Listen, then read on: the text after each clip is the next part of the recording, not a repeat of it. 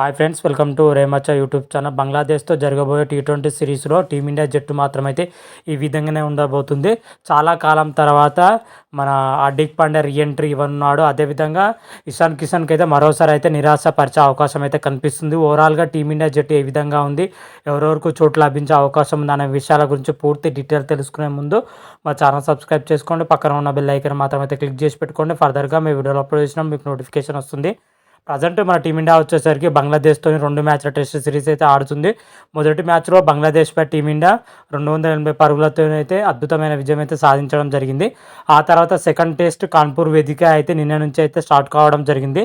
ఈరోజు వచ్చి డే 2 కూడా. డే 1 వచ్చేసరికి కేవలం 35 ఓవర్లో పడి వర్షాప్తం అయింది. సెకండ్ డే మాత్రం అయితే ఇంతవరకు అయితే మ్యాచ్ కూడా స్టార్ట్ కాలేదని చెప్పుకోవచ్చు. అయితే టెస్ట్ సిరీస్ కంప్లీట్ అయిన తర్వాత మన బంగ్లాదేశ్తో 3 మ్యాచ్ల టీ20 సిరీస్ అయితే భారత్ అయితే ఆడనుంది. ఈ టీ20 సిరీస్కి వచ్చేసరికి చాలామంది సీనియర్ ప్లేయర్లకు రెస్ట్ ఇచ్చి అందులో వచ్చేసరికి యంగ్ ప్లేయర్లకు చోటు ఇవ్వాలని అయితే బిసి అయితే ఆలోచిస్తుంది. అందులో భాగంగానే జట్టు కూడా ఉండబోతున్నట్లయితే ఒక జాతీయ మీడియా అయితే ప్రకటించడం జరిగింది. ఆల్మోస్ట్ ఇదైతే 90% స్క్వాడ్ మాత్రమైతే ఈ విధంగానే ఉండబోతున్నట్లయితే జాతీయ మీడియా అయితే వెల్లడించడం జరిగింది. అయితే దీనిపైన బీసీఐ మరి టీ20 జట్టు పైన మరికొద్ది రోజుల్లో అయితే క్లారిటీ ఇవ్వనుంది.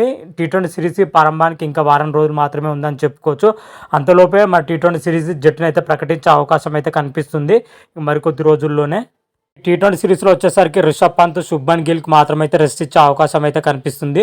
వీరి ప్లేస్లో వచ్చేసరికి వికెట్ కీపర్ పొజిషన్లో సంజు శాంసన్, అదేవిధంగా జితేశ్వర్ శర్మని తీసుకోబోతున్నట్లయితే తెలుస్తుంది. అదేవిధంగా ఇషాన్ కిషన్కి అయితే టీమిండియా జట్టులోకి ఎంట్రీ ఇస్తారని అందరూ అనుకున్నారు.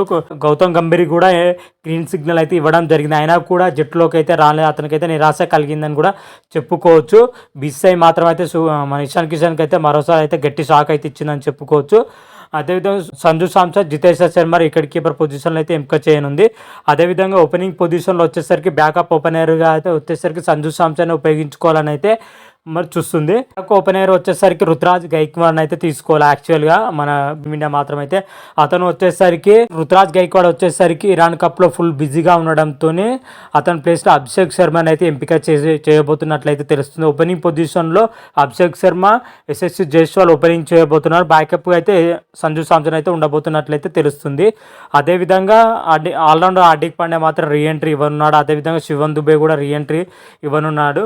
ఓవరాల్గా చూసుకుంటే చాలామంది యంగ్ ప్లేయర్ మాత్రమైతే ఈ సిరీస్లో రీఎంట్రీ ఇవ్వబోతున్నట్లయితే తెలుస్తుంది. ఓవరాల్గా బంగ్లాదేశ్తో జరిగే టీ20 సిరీస్లో మన భారత్ జట్టు మాత్రమైతే ఈ విధంగానే ఉండబోతుంది. అభిషేక్ శర్మ, యశస్వి జైస్వాల్, సంజు శాంసన్, సూర్యకుమార్ యాదవ్, రియాన్ పరాగ్, హార్దిక్ పాండ్యా, రింకు సింగ్, శివన్ దుబే, రవి బిష్ణు, హర్షదీప్ సింగ్, ఆవేష్ ఖాన్, హర్షిత్ రాణా, జితేశ్వర్ శర్మ, నితీష్ కుమార్ రెడ్డికి అయితే ఈ టీ20 సిరీస్లో స్క్వాడ్ అయితే ఈ విధంగానే ఉండబోతున్నట్లయితే మనకు తెలుస్తున్న సమాచారం. ఆల్మోస్ట్ 90% మాత్రమైతే వీళ్ళ ఉండే అవకాశం అయితే కనిపిస్తుంది. స్క్వాడ్ పైన వచ్చేసరికి ఒక జాతీయ మీడియా అయితే ప్రకటించడం జరిగింది.